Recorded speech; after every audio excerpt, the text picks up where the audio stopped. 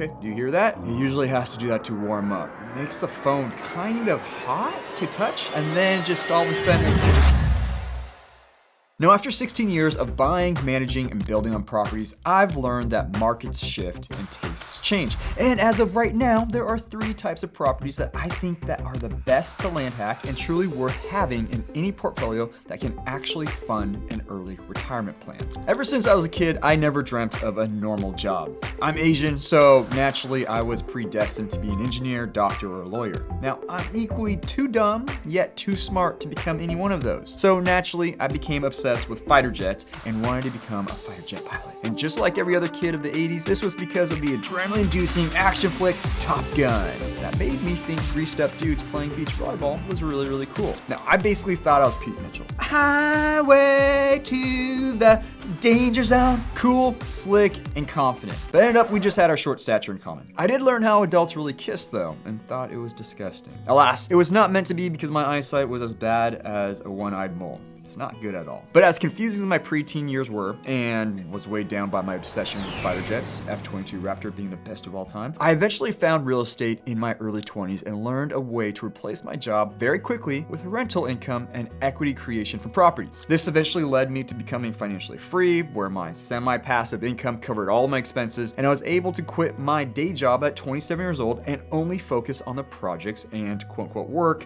that I wanted to. But here's the problem. The world and our society stacks the odds against me and you to do just this. There's virtually no education about personal money, financial freedom, or real estate in any public K-12 school that I've ever heard of. Yet all those aspects plays a major influence in all of our lives, more so than I would say math, science, history, and social studies. They actually teach and indoctrinate us with the exact opposite. Now, I'm not saying all that stuff is bad. I'm just saying that there are very important subjects that are missed out, especially for us 80s and 90s kids anyways. Not sure about right now. So right out of the gate, it's us versus the world. The odds are not good. And the stakes are high when it comes to real estate because you become illiquid, you incur debt, and cash flows can be a fickle thing. But the returns can be insane when done correctly. That's because anything that generates a high return on a consistent basis, super important, requires a high level of knowledge and skill set. Mind you, I did not say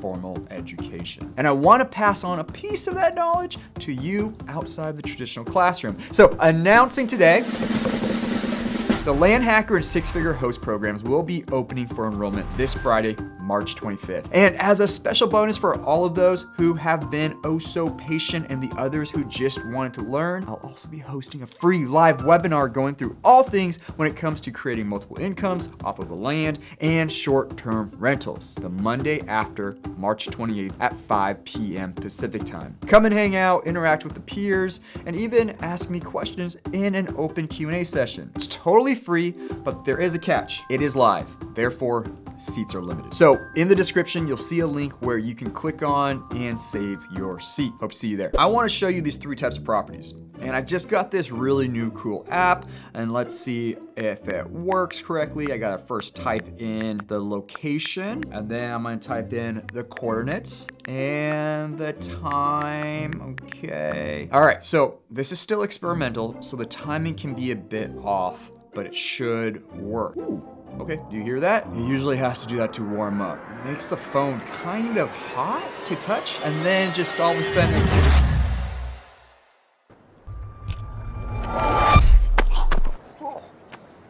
It worked. That was a lot rougher than I thought.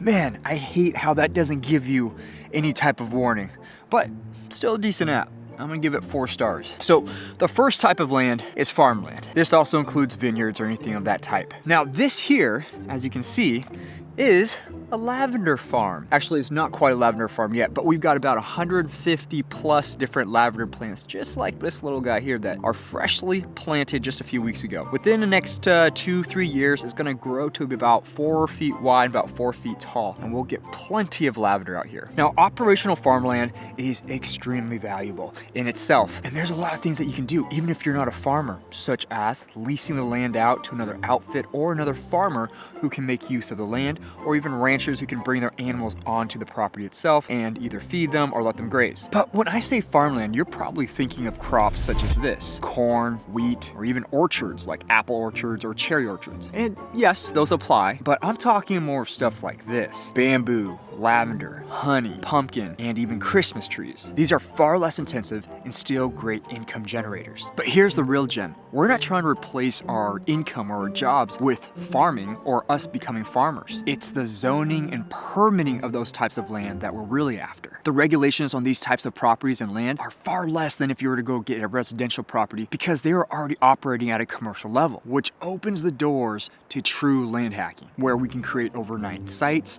we can host events, and even weddings. And when it comes to land hacking for people like us, that's where the real money is. Uh-oh, alarm sounding again.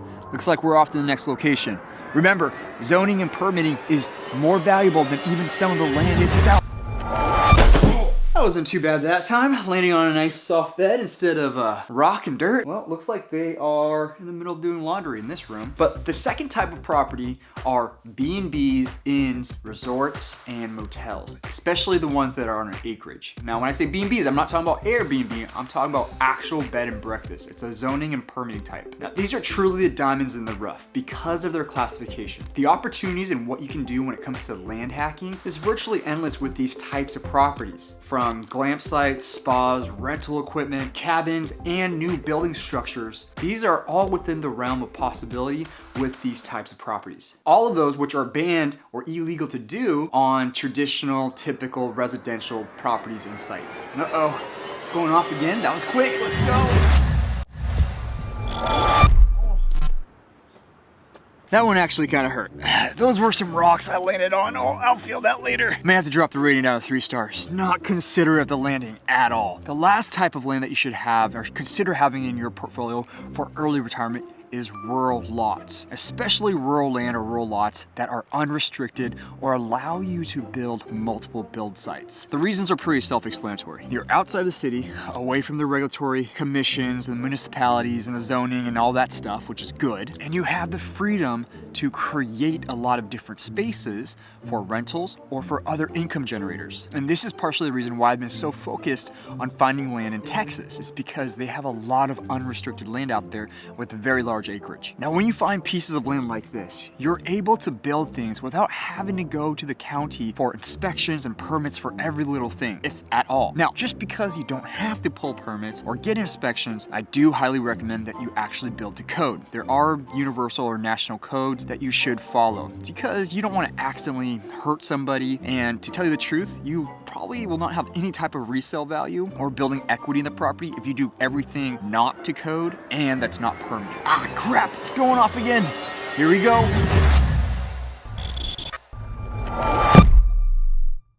Man, very cool.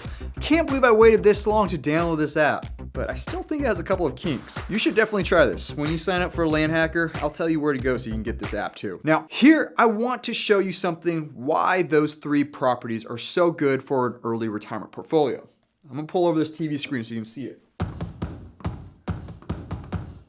Now, this graph here shows your ability to make money and the amount of free time that you have. So money down here, time right here. Now, down here where you make relatively little money and have little time is where most people are educated on the K through 12 undergrad, masters, and PhD programs. They all revolve around the area here to make a paycheck or to get a paycheck. Now, you can bounce around in this little area right here. You can bounce from here to here or here to here, meaning that you have more time, less pay, or you can really maximize it. Think about the professionals that have more money with a little bit more time. But the pay is still very much limited and you don't really have that much freedom, okay? This is called employment or the employment trap. Now, the next one over here, this quadrant, is higher pay, but still relatively low freedom. These are the folks who are specialized and are so good at what they do, they start selling their personal time, knowledge, or skill set. These are the consultants, coaches, or contractors. Pay can be very, very good, but again, freedom of time is relatively low, even lower sometimes than those who are employed. These are the self-employed. The next evolutionary step is to free up a lot more time, because that's what we're really all pursuing. But you don't make as much money. These are the business owners. They may even have done a really good job of hiring and have their employees doing most, if not all of the work. They have much more freedom of their day and time, but as many of us know, as business owners, businesses comes with payroll, expenses, inventory, and a lot of other stuff that you have to consider. That means relatively low profits. Now, these business owners are a good place to be. Don't get it mixed up. This is a good quadrant, but there's still an improvement to be done. Ultimately, there's this high pay and high freedom of time in this upper right-hand quadrant. These are the investors. They decide where to put their money. That gives them the highest returns without doing much of any of the work themselves. This is the quadrant we should all be targeting. So why did I show you all of this? Because I want you to understand the quadrants here and how we should be moving through them. Naturally, we do something like this. We go from employment to self-employment to business owner to investor. Now, I knew about this quadrant when I was about 20 years old, which was like 17 years ago, and I wanted to jump straight from here to investor. But I'm here to tell you that I still had to go through this journey. Now, that's not for everybody, but I'd say for most of us, it's important for us to go through this journey because this path here gives you the special tools that you need at the summit: knowledge, skills, and capital, or access to capital. Okay, so if you didn't already know, that quadrant is not mine. Totally stole it from Rich Dad Poor Dad, Robert Kiyosaki. Wish I could say it was mine though. I am adapting it to land hacking, so there. Sorry, Robert. Okay, full circle now. The fastest way to leave your day job is to figure out how to get from being employed to investor status, going from this quadrant here to this quadrant up here. And by adding property types that I listed out achieves just that, or can help you move towards that. You become self-employed, a business owner, and eventually even an investor. Now here's the really great thing about these properties. You're not just stuck in one of those quadrants. You can move and decide what you want to focus on depending on your capital, your experience, and your skill set, and even knowledge. You can even completely change the direction if you don't like something or you see a new opportunity within your properties or within your portfolio properties. The reason is because these property types gives us options to choose. Unlike a lot of other properties, especially residential, where you're kind of pigeonholed into only doing one thing, which is usually long-term rent. But fundamentally, how does this work? Well, pretty easy. 3 basic things. Number 1 is maximizing returns on financing. When we buy property, the vast majority of us will be using some sort of financing. Now, if you have to use financing, which will hit your DTI, your debt to income ratio, credit score, and sap you of capital for your down payment, why not leverage that single source of capital for a property that has 10 times more growth potential than a standard home? Number 2 is growth within the property. A lot of these properties have more opportunities than you can do at one time due to time, permits, or money. That's okay. These properties allow us to continually improve and extract more value and money out of them. Start with baby steps, and as you grow knowledge and skills, you can tackle the next opportunity, all on the same property. And then last, third, is you build real wealth. These properties are able to do something traditional properties simply cannot. The biggest one obviously is cash flow.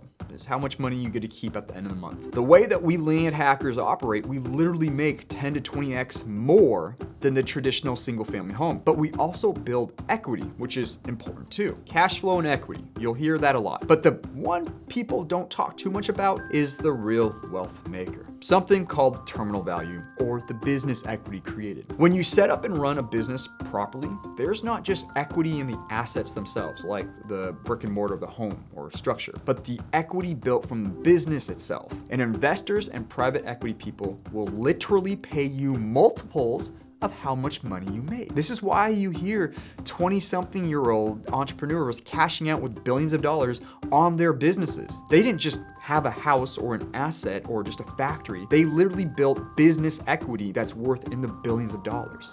What? Where's the people? We're done for the day. What the hell?